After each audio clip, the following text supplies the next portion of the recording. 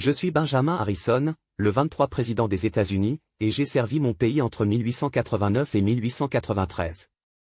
Né le 20 août 1833 à North Bend, dans l'Ohio, je suis fier d'avoir poursuivi l'héritage de ma famille, car mon grand-père, William Henry Harrison, fut également président des États-Unis.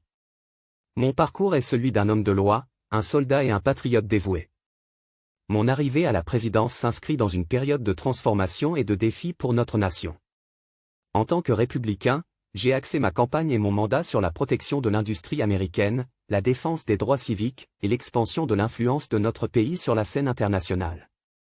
Pendant ma présidence, j'ai eu l'honneur de signer la célèbre McKinley Tariff en 1890, une loi qui augmentait les tarifs douaniers pour protéger nos industries nationales de la concurrence étrangère.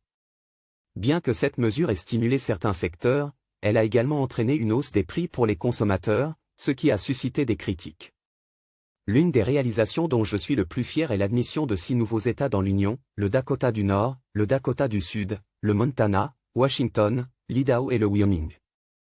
Sous mon administration, notre pays s'est agrandi, consolidant sa puissance et son unité.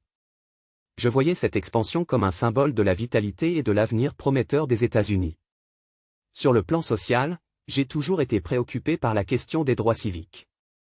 Bien que mes efforts pour renforcer la protection des droits des Afro-Américains dans le Sud aient souvent été bloqués par un Congrès divisé, je n'ai jamais cessé de croire en l'égalité et la justice pour tous.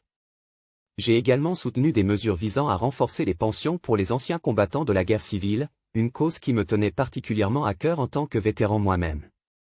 En politique étrangère, mon administration a joué un rôle clé dans le renforcement de la marine américaine, jetant les bases de ce qui deviendra l'une des forces navales les plus puissantes au monde. Nous avons également négocié des accords commerciaux avec plusieurs nations, ouvrant la voie à une plus grande coopération économique. Cependant, je ne suis pas exempt de controverses. Mon soutien aux politiques protectionnistes et les dépenses élevées de mon administration ont conduit à ce que certains surnomment le « billion-dollar Congress », marquant un tournant dans la perception du public sur les finances fédérales. La Maison-Blanche, où ma famille et moi avons vécu pendant mon mandat, fut la première résidence présidentielle à être équipée d'électricité. Je dois cependant avouer que ma femme, Caroline, et moi étions quelque peu méfiants à l'égard de cette nouvelle technologie, au point de ne pas toucher les interrupteurs nous-mêmes. Mon mandat a pris fin en 1893, lorsque j'ai perdu face à Grover Cleveland, qui est devenu le seul président à revenir au pouvoir après un intervalle. Malgré cette défaite, je suis resté actif dans la vie publique, continuant à pratiquer le droit et à défendre les causes auxquelles je croyais. Aujourd'hui, je suis fier de mon héritage, malgré les défis et les critiques. Mon temps à la présidence fut marqué par un profond engagement envers la nation et un désir constant de bâtir un avenir meilleur pour tous les Américains.